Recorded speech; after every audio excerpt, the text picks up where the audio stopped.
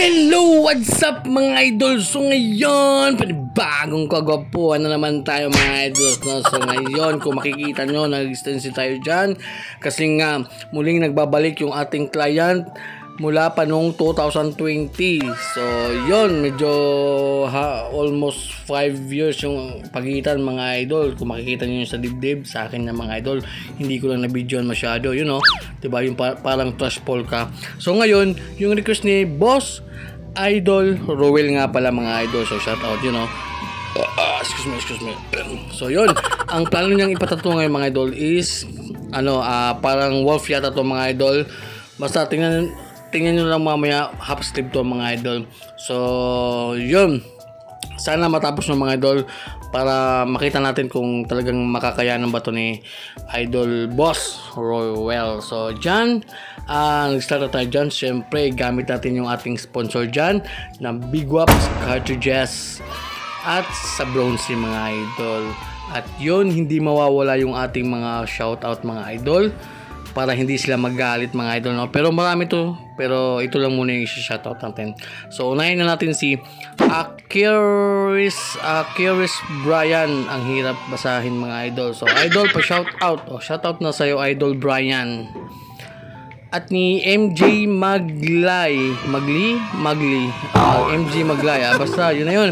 Shoutout po sa next video mo Kap from Masbate City. Shoutout sa lahat ng taga Masbate City dyan.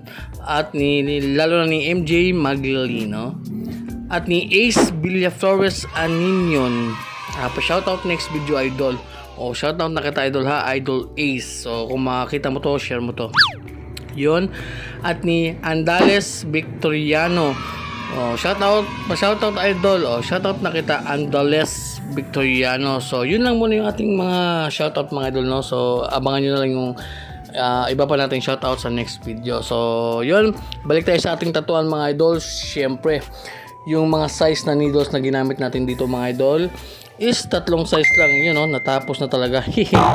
So yun nga, yung ginamit natin 3RL, 9RM at saka 17RM. So yun yung mga needles na ginamit natin dito mga idol. So total of 6 hours mga idol. So yan na yung aming final result.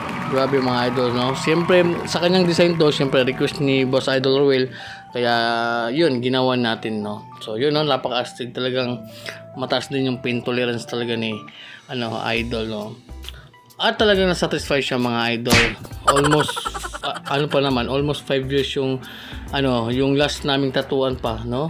So talagang napakatagal ng aming basta yun na yun. So yun mga idol, kung umabot kayo hanggang dito, so don't forget to like, comment and share. Siyempre kung gusto kang magpa-shoutout, so mag-comment ka lang dyan. And yun lang mga idol, goodbye.